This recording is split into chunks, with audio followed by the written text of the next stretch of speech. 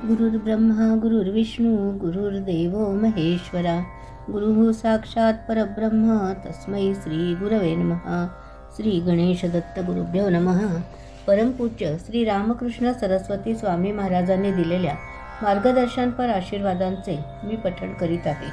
ईश्वर जसजसे भगवंताचे अवतार होत गेले तसतसा मनुष्याचा विकास होत गेला व शेवटी भगवान कृष्णाचा अवतार झाला. याला पुरुषोत्तम म्हणतात. यावेळी मानवाची बुद्धी व मन विकास पावली. कोणत्याही गोष्टीत सतत परिवर्तन चालू असते व विकास साधला जातो. ईश्वर चतुर्मुख आहे. तो सृष्टीचा निर्माता आहे. कोणत्या मुखातून केव्हा काय बाहेर पडेल ते सांगता येत नाही. हे लक्षात घेण्यासाठी आपण बुद्धीची क्षमता व आकलन शक्ती वाढवली पाहिजे. देवाकडून मानवाला बुद्धी ही मोठी देणगी मिळालेली आहे. तिची क्षमताही मोठी आहे. सत्य हे नेहमी अबाधित असते. असत्य कधीही अबाधित नसते. परमेश्वर नेहमी सत्याची बाजू घेतो. तो दयाळू आहे, परंतु तो न्यायी जास्त आहे. सत्य आचरले तर मोक्ष मिळतो, हेच तर परमेश्वराचे वैशिष्ट्य आहे.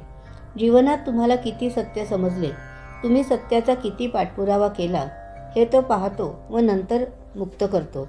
सत्य हा जीवनाचा मंत्र आहे. सत्य हेच जीवनाचे सार्थक आहे. देवधर्म पाळल्याने मनुष्याचा उत्कर्षच होत असतो. ज्यांचा तसा उत्कर्ष होत नसेल त्यांनी स्वतः भगवंताची करीत असलेली सेवा उपासना तपासून पाहावी. आपला हा धर्म भगवंताने स्थापला असून ऋषीमुनींनी तो जसा आचरला आहे त्यालाच शास्त्र म्हणतात. या शास्त्राप्रमाणे आपण सर्वांनी वागणे जरुरीचे असते. ईश्वरी शक्ती ही स्तुतीने उत्पन्न होत असते. नुसत्या देण्याघेण्याने काही फरक पडत नाही. परमार्थामध्ये चमत्काराला स्थान नाही. निर्मिती भगवंतांनी स्वतःजवळ ठेवलेली आहे.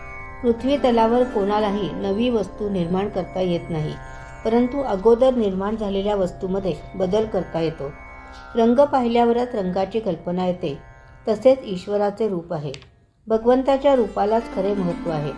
कोणीही या शक्तीशी गैरवर्तन केले की त्याची नोंद ही होतच असते. त्यामुळे पुढे त्याला शासन हे आलेच. प्रत्यक्ष दर्शन घेऊन किंवा आठवणीने ईश्वराविषयी प्रेम, आनंद व उमाळा उत्पन्न झालाच पाहिजे. ईश्वर सेवा प्रत्येकाने जरूर करावीच. त्याची सेवा केली की निसर्गसुद्धा सहाय्य करू लागतो. ईश्वर हा दयाळू आहे. तो क्रूर नक्कीच नाही. त्याला भक्तिभावनेने काही सांगितले तर तो नक्कीच सहाय्य देत असतो. पण त्यासाठी आपला दर्जाही सगळ्यांनी वाढवला पाहिजे. धर्मकार्यासाठी त्याग करताना त्यामागे कोणतीही अपेक्षा ठेवू नये.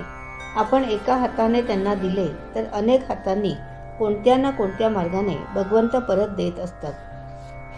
दैनंदिन साधनेतील आजच्या या भागाचे पठण परमपूज्य श्री गुरुदेवांच्या चरणी सादर अर्पण.